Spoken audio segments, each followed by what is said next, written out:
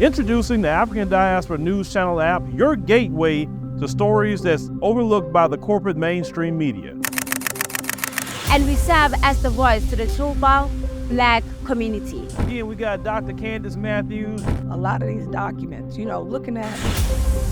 We are committed to informing and educating through the power of media. This country is supposed to be about the land of the free for all. It has not been free for Black people, and we are tired. With our platform, we're helping to end injustice by exposing it. Join us in standing for excellence in journalism and serving our community. Download the African Diaspora News app today. A while back, I reported on 4 American sisters and 1 from the UK who had relocated to the Gambia, and all 5 of them were mysteriously unalived. Well, I heard from a brother from the United States. He's actually from Cleveland, Ohio. His name is Raphael Smith. He watched the report and he wanted to weigh in on this and provide his thoughts and feelings about it. I'll first remind you of the report that I covered, and then we'll hear from Raphael. Take a look and then we'll talk about it further. So let's talk about the Gambia and the fine chocolate brothers that live out there, younger ones, who live in more of an impoverished situation, some without even running water or plumbing. But with all of their fineness, there have been reports of American women and British women, European women, all older women, who are packing up and moving to the Gambia to get with these men. We're going to talk about 5 African American women and 1 Black woman from the UK who have since been deleted after moving there to make a life for themselves. Take a look at what Andrea Martin, who is one of the Black sisters from America, who is since deceased, was involved with a man in the Gambia, and she's going to talk about her experience and also share, I guess, a cautionary tale about American sisters who are electing to move out to the Gambia. Take a look at this. I'm here today to talk about the domestic violence that is taking place on the continent that no one seems to be talking about. A lot of folks come on talking about relationships and dating on the continent, but there are situations where sisters are coming over here and dating Gambian men and realizing that they're not who they thought they were.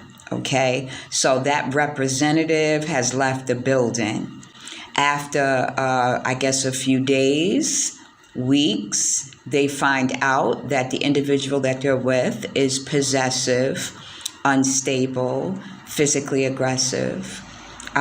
These individuals, when they are told they no longer want to see these men, are being abused. So now let's take a look at another sister by the name of Shakina Chinedu, who has recently been unalived. I believe this happened on February 14th. And she's going to talk about what she does in the Gambia and how she feels about why she made the decision to move to the Gambia. Take a look. I live here in the Gambia. I'm representing the African Diaspora Returnees Association. And we are a group of people who have returned to live in Gambia because we see ourselves as Africans. So I'm representing that group. Why did you make the decision, knowing that Africa has a history of political instability, a history of backwardness in terms of economy, corruption and all that? You left the life that you lived in, probably in the Caribbean or in the UK or somewhere in America, to come and live in the Gambia. Wow, you made some sweeping statements there. Political instability, poor economy. That's not the Africa that I see. That's the Africa that the BBC and the CNN tells us about. Africa's our home as Black people, and we have to make it what it is. If you think the West was paved with gold, it wasn't. Aside from the 2 that we just saw videos of, there are also 4 others. Sister Veronica Histed was a content creator, and she would go around the Gambia and she would shine a light on what she considered to, or what was reported to be, unsafe foods. That in and of itself is also a dangerous thing to do when you are out there on the continent and you are highlighting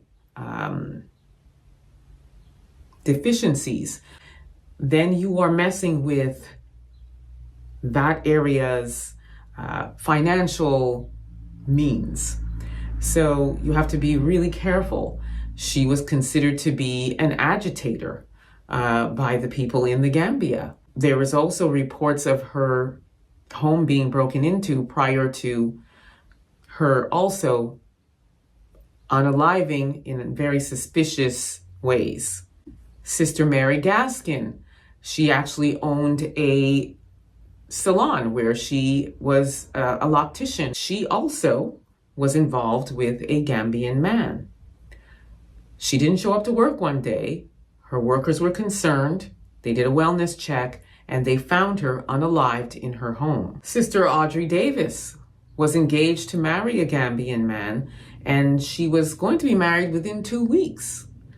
She had a home that she had built out there. She had purchased chickens.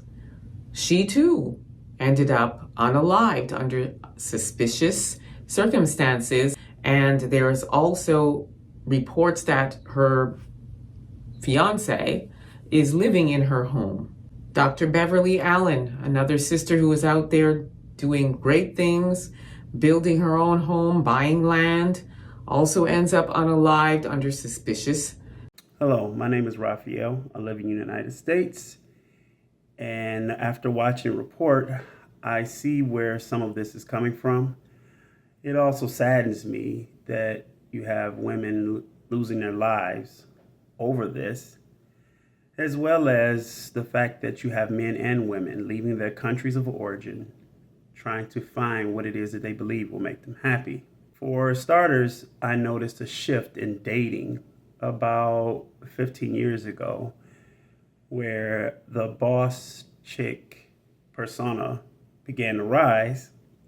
So did the rise for the expectation for men when it comes to dating and establishing relationships. Now, I don't know that there is a direct correlation between the two, but I did notice that. And so with these women going over to other countries, I do understand that because they have achieved status and success in their personal careers, some of them believe that if they go to a third world country, a man who is poor will be more appreciative of what it is that they bring to the table or what it is that they have. And although I think that may be true initially, I have to understand that there is a cultural difference that is going on. With all this being said, no one deserves to be abused or even unalived or deleted because of their preferences or things that they may say or do. But men in Western culture, specifically in the United States, have been kind of eased into the boss chick persona and some of the negative things that come along with that.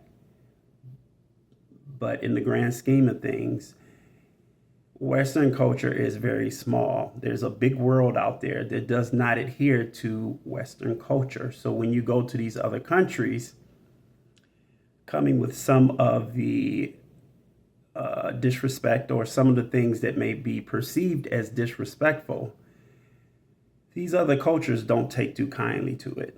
Going back to what I was saying about the shift in the dating culture, I began to notice how being a working man and wanting to take a woman out on a coffee date to get to know her, that began to be taboo.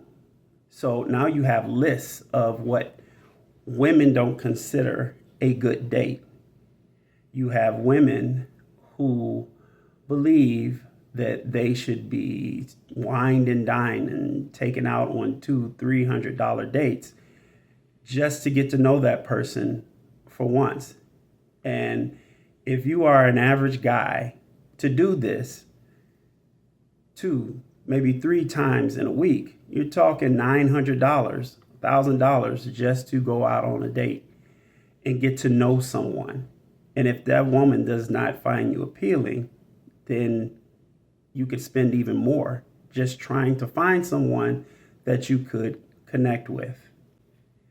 So I do understand why both men and women are traveling to other countries to try and find what it is that they would like to have to make them happy.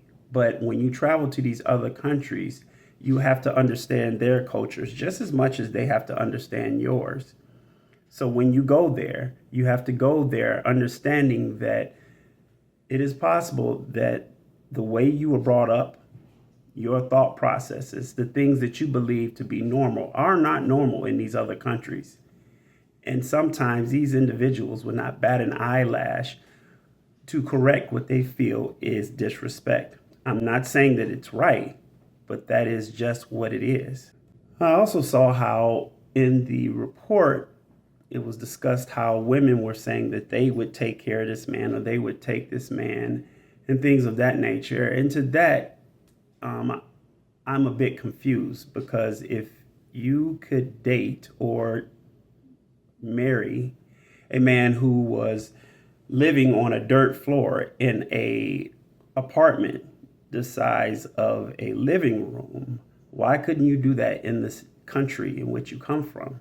I find it disheartening that we've reached a point in society where individuals don't want to build together, where individuals want the finished product. They just want the end result.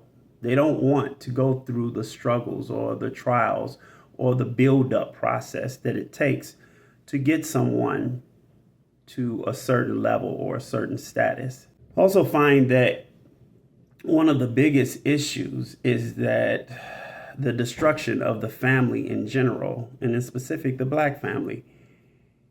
How can you know how to treat a man or a woman if you are only raised by one parent? A lot of what we learn and a lot of the things that we soak in as children, as we grow up, we pick up based off of what we see in our own households. Well, Raphael pretty much said everything that I had said in this report if you go back to watch the entire thing, which is really and truly, you cannot go to the continent of Africa or other parts of the world where they're culturally different and expect to conduct yourself the same way, particularly when it comes to relationships. And as I said in my report, African men in general, it doesn't matter whether or not they live in a hut or they live in a mansion, they still expect to be respected. So a strong American woman going onto the continent and talking the way they want to and acting the way they want to and conducting themselves the way they want to, and how they normally might in America would be considered to be disrespectful, as Raphael said. He also talks about the family structure in the United States, and that, coming from a broken home sometimes determines how you navigate through life and relationships, and oftentimes you carry your baggage, if you will. And to that I say is, you can also be the change. You don't necessarily have to be a product of your environment. You can look at that as, that's not how I intend to be in relationships. I'm not going to be in an unhealthy relationship because I came from an unhealthy environment where that's all I saw. So, by doing that inner work and making sure that, you are made whole and you're whole within yourself, then you are ready to be in a healthy relationship with somebody else. So that's my answer to that part of what Raphael has said. And also, I agree with him when he says that he doesn't understand why an American woman would be so apt to go to the continent and help and be with and take care of and do all of the things for a fine chocolate brother in Africa, and not be willing to do that in America with somebody that may not be making the same amount of money as you do, or may not be as successful as, the sister is, why wouldn't you want to be working and building with that person? So I appreciate Raphael Smith, weighing in on this. It's nice to hear from an FBA and sharing his thoughts. Let me know what you all think about this. Don't forget to like, subscribe, and share this content. Also, download the African Diaspora News app. You can grab it at the Google or Apple store. And subscribe to my YouTube channel, The Black Experience with Emma Ansah. Until next time, please be safe, everyone.